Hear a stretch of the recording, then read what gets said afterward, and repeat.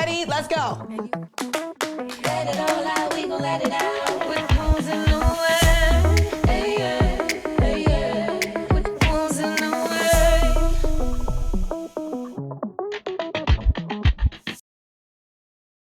What's up, guys? Welcome to Wounds in the Way with me, Apryl Jones, and my co-host, Melissa. Guys, we are sponsored by Fashion Nova, so I have to give a shout out to them. Love them. They always make me look fabulous. Don't you think? And Melissa. I love this dress. It is so cute. I wish you guys could see the back. It is backless with straps. Super sexy. Go shop, fashionnova.com. I love you guys so much. But anyway, let's get to it. Today, this is not Fashion Nova, by the way. This is not Fashion Nova. Today I have my friend, my fellow castmate, where we play detectives. Yes. Welcome, Mike Hill. Hey, what's up, baby? Hey, Melissa, how you doing? Thanks for having me here. Thank you for coming. Absolutely. How are you today?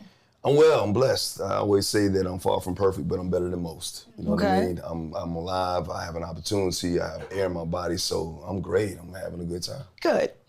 So I just want to get right into it. So me and you, we have our personal elevated talks about life and growth and where we used to be, where we are now. I remember you said to me how you feel like you have not matured until you were 49 years old, which you are 54, just turned 54. Which is crazy, Mike. Yeah, well, I'm here. But I love that. You say, damn, that's so I'm just saying, like, but that's, that's so cool that like that you can actually be honest about that, because most men won't. They'll be like, no, I'm mature. And it's like, no, me and him have real conversations. So the fact that like, I was curious to know when did you discover like, that you were, I guess, obviously, I don't know if I want to say you were the issue, but like that you had that issue of like being 49 and now growing up. Because to most people, our women, we'd be like, that is that's late in the game. Yeah. Well, thank you for the conversations that we do have. Thank you for helping me to elevate spiritually too. So I want to say that off the bat, because I need people like you in my life to continue to help me on this path. But I almost lost it all, when I was 47, 48 years old. That's when I started discovering that I had all this trauma that was built up inside me, a lot of sadness, a lot of anger, a lot of things that happened to me in my past when I was a kid that I never released.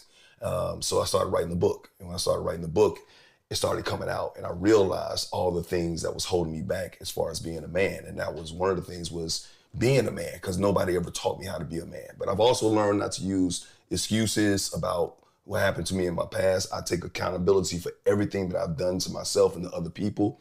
And I just want to walk the walk right now. So I know now that just because you are a male and because you have a penis between your legs when you turn 21, that does not make you a man. You have to walk and talk like a man and grow into your manhood in order to become a man. When they say Corinthians first, chapter 13 verse, it's like, when I was a child, I spoke as a child, understood as a child, thought as a child. But when I became a man, I put away childish things. So until you put away childish things, you cannot consider yourself a man. So when was that moment, or what was that moment like when you kind of like had the realization that it was like time, when you were just maybe tired, or? What was that turning point? Yeah, what was that like? Staples? Yeah, turning point was when my daughters almost had nothing to do with me. Wow. You know what I mean? It was like, I messed up a lot. And I talk about this a lot, and I know I get this reputation because, I've been married 3 times, and before my 3rd marriage, there was a lot of things that kind of got revealed because I was on a reality show, and I spoke out about this same issue and had that same talk to try and help other people not to make the same mistakes before. But of course, you get labeled with the things that you've done in your past, right? So I talked about the things I've done in my past relationships of, how I was, adulterer and all that type of stuff like that, and the things that were done to me or whatnot. And I take accountability for that once again. But once I realized, okay, I'm not doing everything I was in the past, but I'm still doing a little something here and there. You know what I mean? It's almost like saying, I'm not on cocaine anymore, but I smoke weed all the time and I'm not going to work. You know what I mean? So until I started becoming the person I needed to be to grow into the man I needed to be, I was losing certain things, and my daughters were watching. And as my daughters were watching me going through these relationships with other women who weren't their moms, because obviously things didn't work out with their moms, and they experienced that trauma and had a negative effect on them, which had a negative effect on our relationships. Even though people give me credit for a great dad, I had to learn how to be a great dad. So when they start seeing me and I'm dating other women and they started seeing me still making some of the same mistakes that I was doing with their mom, they looked at me as, you know, hey, this man ain't gonna get it right. And so they basically, in a sense, told me I needed to get some help. And that's when I went and got the help that I needed. I was writing a book, and then that's when I went to therapy and started figuring out why am I doing some of the things I did. And therapy actually gave me some of those whys. So you said that you were married 3 times, right? In the interim of those marriages, at that moment, did you feel like you weren't ready, did you know you weren't ready and still decided to get married, or? Yeah. Absolutely. You knew you weren't ready? The first 2 times, I knew I wasn't ready. I mean, I was 19 years old the first time I got married. Oh, okay. I was in the military. It was a thing. My best friend was married. I saw him and his family and everything. He's making extra money. I was like, okay. And when I even asked my first wife to marry me, I was actually joking. And I say this, I love her to death. Don't get me wrong. So we have a great relationship. But I was joking. I was going overseas for the first time I was in the military. And I said, hey, I'm going to the Philippines. You want to marry me before I go? And she said, let me ask my daddy. And I knew her daddy hated me. So I was like, that's going to be a no. But then 2 weeks later, she said, you still want to get married? Wow. And I didn't want to say I was just kidding. At least you're a man of your word. That's something. He was like, I'm going to still marry you regardless. I might not be ready, but we're going to get ready. I took it on, and I loved her. You know what I mean? I thought I was in love, but I didn't know what being in love was. So that's how I got married the first time. And then the second time was like, same thing. Every time I was in a relationship with somebody, it was like I was supplementing something that I was missing in the previous relationship because I wasn't whole myself. So you can't say that you are ready for any relationship, let alone get married until you are whole, until you have everything that you possibly need for yourself where you don't need anything from another person. What were some of those things that you were like seeking out in women? Just real companionship. I didn't want to be alone, man. I grew up as an only child. Like my mom and dad, I never saw love in the household because my mom and my biological father weren't together. My stepfather was abusive to my mom, and I never saw them hug. I never saw them kiss. I never saw them hold hands. And once again, I don't make any excuses, but these are the things that I saw growing up. And I wanted that. I wanted to experience somebody that I could love, but I didn't know how to, because nobody ever taught me how to do it. So getting the person is one thing, but being able to maintain the relationship is another, and I wasn't able to maintain it. One thing I was going to ask you, or not even ask you, but just I want to commend you, because as a man, to even acknowledge not just where you came from and all the things that you know, like I should not have done those things, but you are willing to progress, to change, to heal from those areas. And then I did ask before, because you said a lot of people ask you, and I was one of those people like, okay, 3, can we do it again? Yeah. And I love that your response was, I'm submitted, like whatever God wants me to do. And what is so beautiful, Mike, is that you said something like, I was like, well, I'm not as bad as I was, or something like that, right? Or I'm better than most, or whatever. There's a level that God calls us at, like up here. So many of us have been down here or know people that are down here. And so we might be right here and we're like, I'm so much better than that. But this is the standard he has me for. You know what I'm saying? I'm not doing nothing here. Right. I'm still not reaching. I'm still not obedient. I'm still not this does not mean anything just because I'm a little bit better than where I was or a little bit better. And I'm not saying don't celebrate progression, but just elevating and reaching up to the standard that God has. Yeah. So the fact that you're reaching, and you even said like, Apryl, thank you for helping me along that journey. That's where the change is going to come, the permanent change. Absolutely. And as you're becoming the man of God, the man that the Lord has called you to, if I can say that, that's when he brings the people to you and attracts the right one, because you're becoming the right one. Yeah. You see what I'm saying? Absolutely right. That's why I say I'm far from perfect, but better than most, because I look at where I was and where I am right now, and I'm making progress, but I know I still have a long way to go. I always say that, I've made a lot of changes in my life, but I still don't have wings on. Oh, yeah. I'm still far from an angel, and I make mistakes just like everybody else, but I'm trying to grow, I'm trying to learn. I want to be the example that my daughters can look at and say, I want a man like my daddy. What about the men who, all those mistakes you made, you outrightly said, I was an adulterer? That's a hard sentence to say as a man. I was. Right? There are so many people, women too, that are in that position and that just accepted it, or that are just, this is where I'm at because he didn't do this or she didn't do that, so they'll justify it. But what did you learn that you can also kind of give to people that are choosing to make that decision right now? That's a really good question. Once again, I think a lot of it has to do with just the maturity and making sure that you don't need anything, right? And being whole. So I don't make excuses for anything I did. I think the first time I was just young. The second time was just some things that were lacking. But communication is very key for me. You know, if I'm not getting what I need out of somebody, which at this point in my life, I really don't need anything. I just need peace in my life, right? But if I wasn't receiving some of the things that, you know, that I feel like as a husband, you should have, like affection, love, and all that type of stuff like that, I know how to walk away from it now. Before I would sit in it, try to hold on to it, suffering in a sense, and not saying that anybody brought me any pain. Once again, I'm putting all this on me. I'm not putting anything on my ex-wives or whatever, for whatever they did in my life, whatever, to bring that kind of harm to me. But I know how to have conversations and basically let them know, hey, I'm not happy. If I'm not happy, and if you're taking away my happiness and you're making me work at a deficit, it's time for me to move on, because I'm always trying to pour into other people.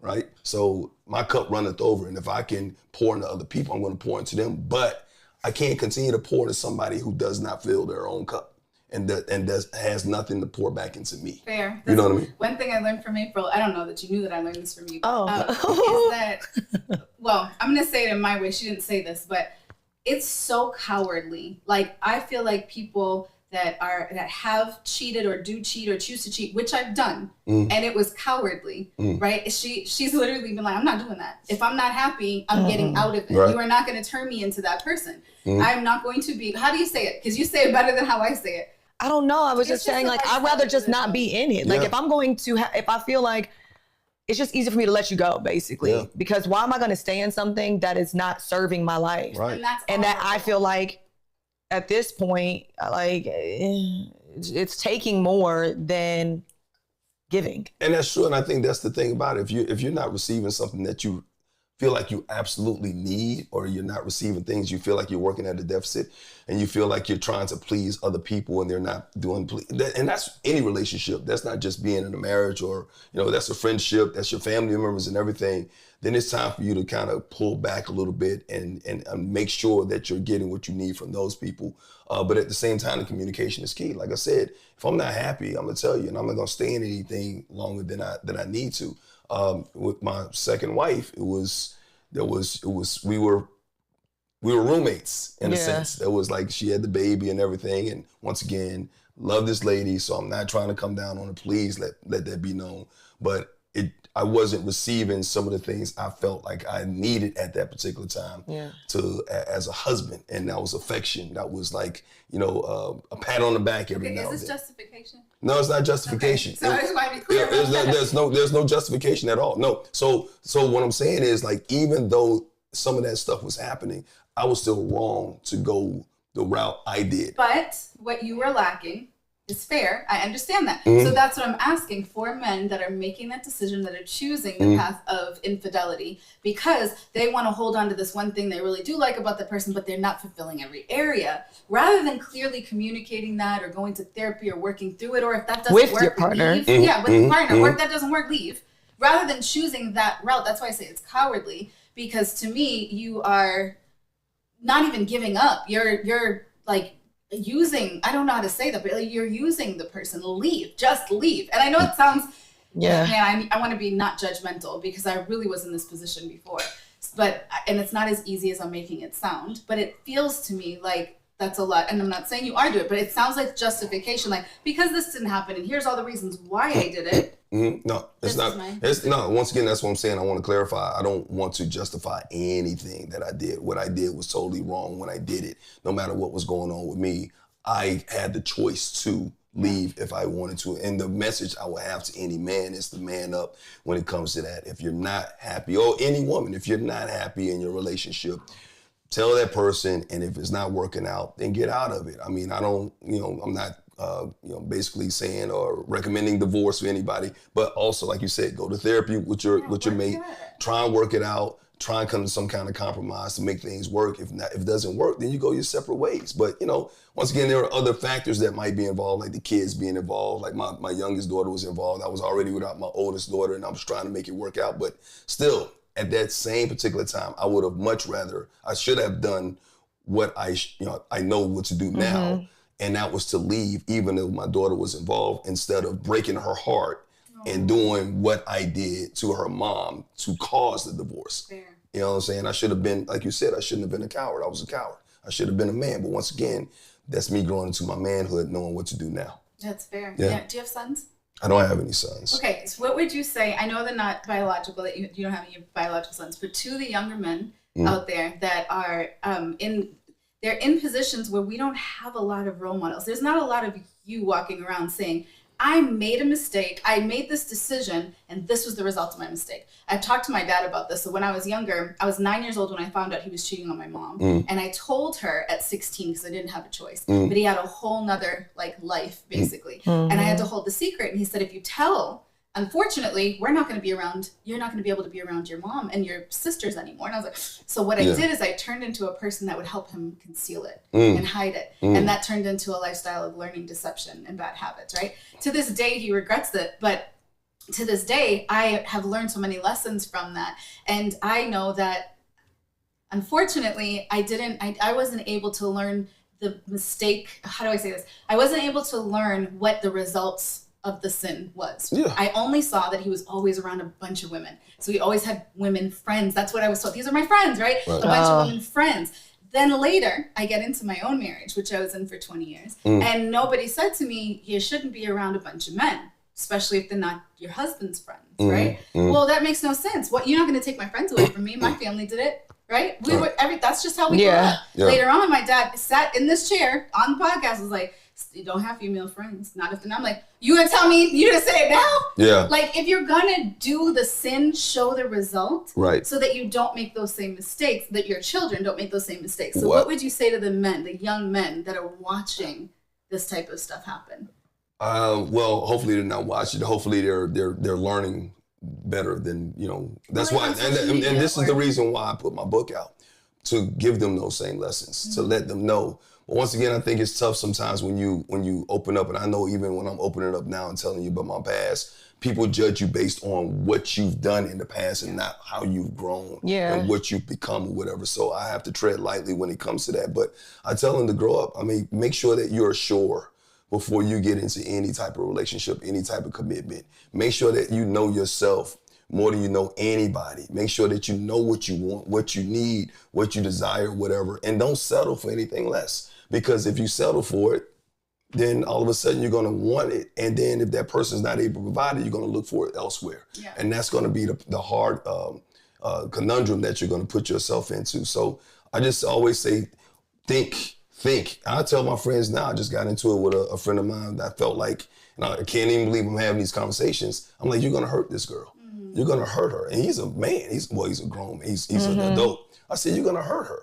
And he was like, why can you say? I said, man, when I see what you're doing to her, all I'm seeing is I see my daughters. Yeah. I see my daughters now. And like I said, I'm not going to say that I'm like this angel or whatever. I'm not in a relationship with anybody now. I'm single, so I can date or whatever. And I get a lot of flack because a lot of my friends are females. And they're totally platonic. But automatically, because of my past, people think that something's going wrong, something's happening or whatever, and that's totally not the case. And if it was, I would be honest with you. What happens when you get married? When I get, are you cutting them off? No. April's like, do I still get to keep you? And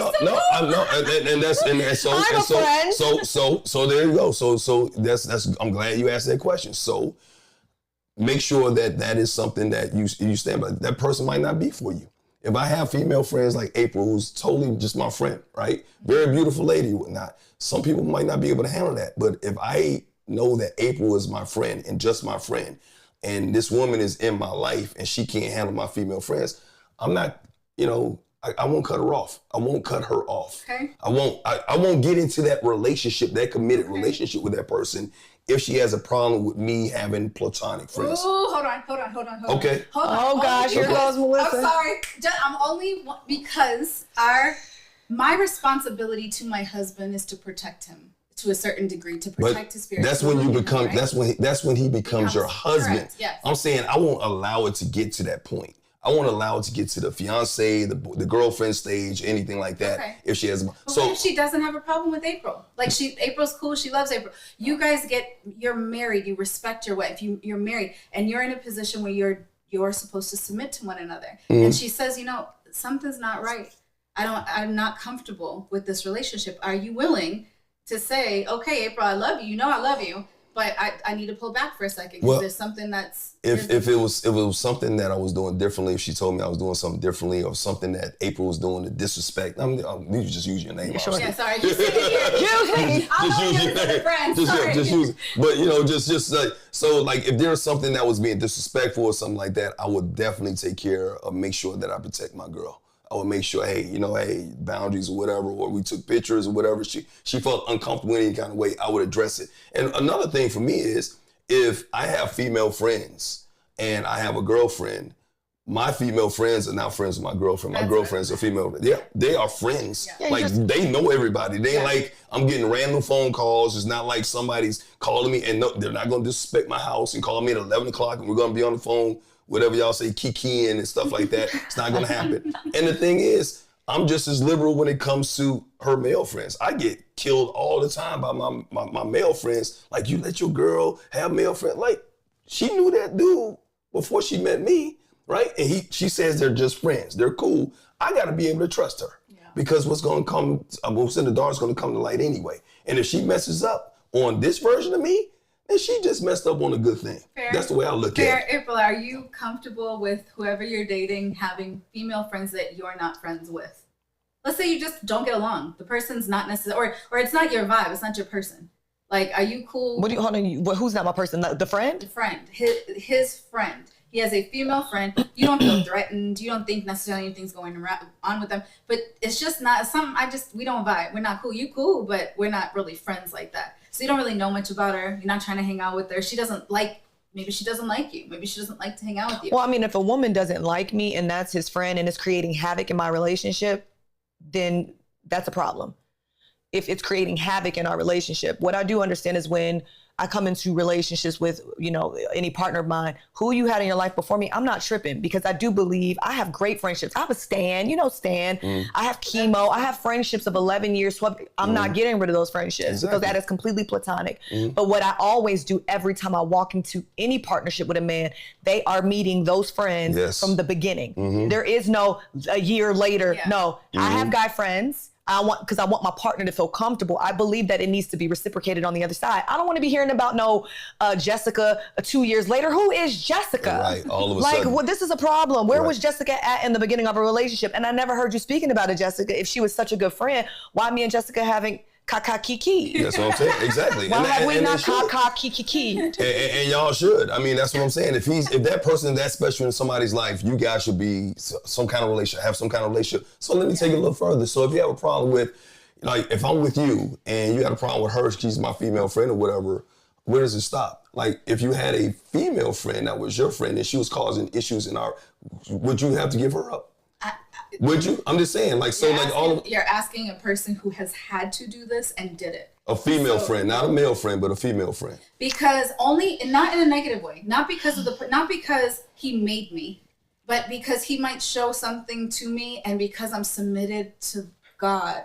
That's it. It's like he'll put something on my heart where I'm like, this is the thing. If I'm closed off right away, and I'm not going to listen to what you're saying because I refuse. If I'm coming into the relationship saying what you just said, I am not cutting off this person. And you've made that determination. When I asked you, are you getting married again? You did not say, I am not. You said, what'd you tell me? Whatever God leads me. That's when you're open to that, he will lead you. Right. Literally, I always say this, but the word literally says the steps of a righteous man are ordered by God. Yep. So if I'm doing just the next right thing, being righteous, he will order my steps. And I believe that as you're being sensitive to the Holy Spirit and obedient when he tells you to do something, that's when he'll honor you. Okay. So I'm not trying to hold on to something that he might be telling me, it's been time for you to let that go. Sometimes God might be protecting you from messing with the wrong woman too, though. Fair. But you know what I'm saying? So this woman could be in your life and trying to tell you to do something that God may not want you to do. And that might be the sign that you need not to be with this person. Yeah. So I listen, and I listen to my gut. I'm not naive. I'm not dumb.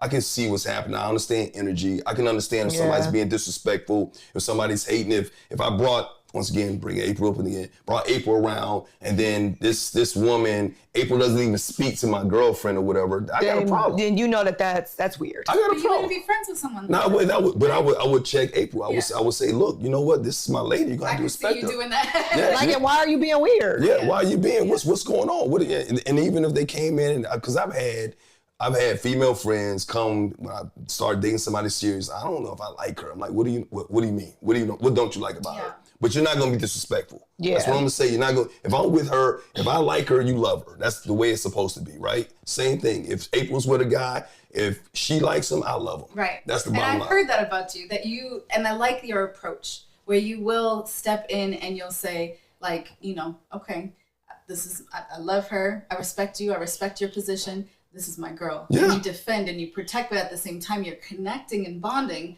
with the person that you know that your friend is dating. Absolutely. And in that case, I feel like that kind of softens it a little. And I let him. I have a good friend named Natalie that a lot of people, every time I'm in a relationship, people think that we're together. She just started dating another guy, and the first thing I sat down and told him, like, look, here's the deal, man. This is just my friend.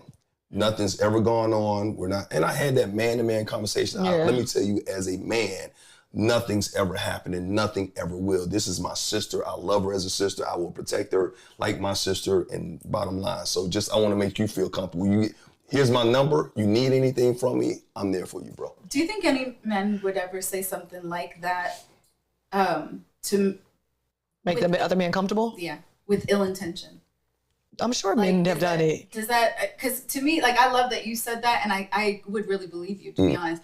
But I can think of a few people that I actually know that would say something like that just to be able to stay in the running. Well, women do it all the time. Fair. They do it too. Gosh, so true. Fair. Mm-hmm. You just don't know people's real intentions. We talked about this before too. Yeah. You just don't know. So it's like, you just got to pray and hope that God leads you. Yeah, the discernment, and God leads you around the proper people who aren't, when we went to church, who aren't constituents, or what comrades. You know, you need your confidants. Yep. Your constituents, comrades. You need a confidant. Yeah. Yeah. We know the 3 levels of friendship right now, man. Were you not listening to church, Melissa? I was Pastor Warren. I promise. Pastor Warren. Pastor Warren was preaching. Yes, he was preaching. Yeah, Pastor Warren was preaching. I was in the bathroom. So in this space right now, real quickly before we go, do you feel like you're in a space to nurture a relationship that you might get in? Or are you just kind of like, I'm good for right now, there's still some more work that I need to do on myself? I want to figure me out. Okay. I mean, a lot of people don't know this. I'm celibate right now. So like I'm practicing celibacy. I mean, like, cause I just had a revelation that I'm like, I was in the streets for a minute. I ain't gonna lie. You know what I'm saying? I was single and doing that. And I'm like, it's bland. It's just like, it's hollow. There's nothing there.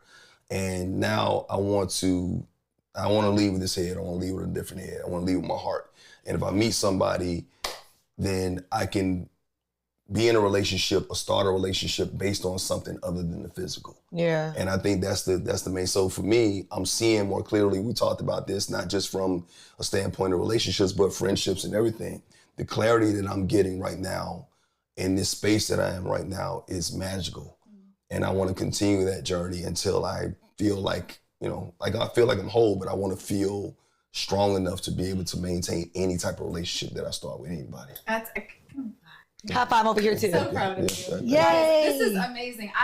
The thing that I love the most is to be able to have an actual man here, a real man. This is what I call a real man. Someone who can accept responsibility, that's willing to be honest and vulnerable and transparent, which we talk about all the time because those are steps and levels to actual healing. So Mike, congratulations for at least getting to that level. Thank you. Yeah. Right? And I'm trusting and believing that God is really going to really honor these steps that you're making as you're becoming the person that you know what I mean, that you're supposed to be. And then you'll be able to attract the person that you want because you're already you're at that standard, at that level, right? Right. Like I see this a lot where sometimes we'll be like, we want this certain type of person, but we're not trying to become that person. So why would that person want to be you or be with you, right? It doesn't make any sense. You got to do the work. Yeah, you got to do the work to unlock the potential that God put inside you. I realize that. Absolutely, absolutely. So guys, come on the journey with us. Stay with us. Make sure that you are watching us. Let us know if there's anything else that you want to hear from us or the topics that you want us to talk about. We can bring more people on that can be able to help. We'll provide resources,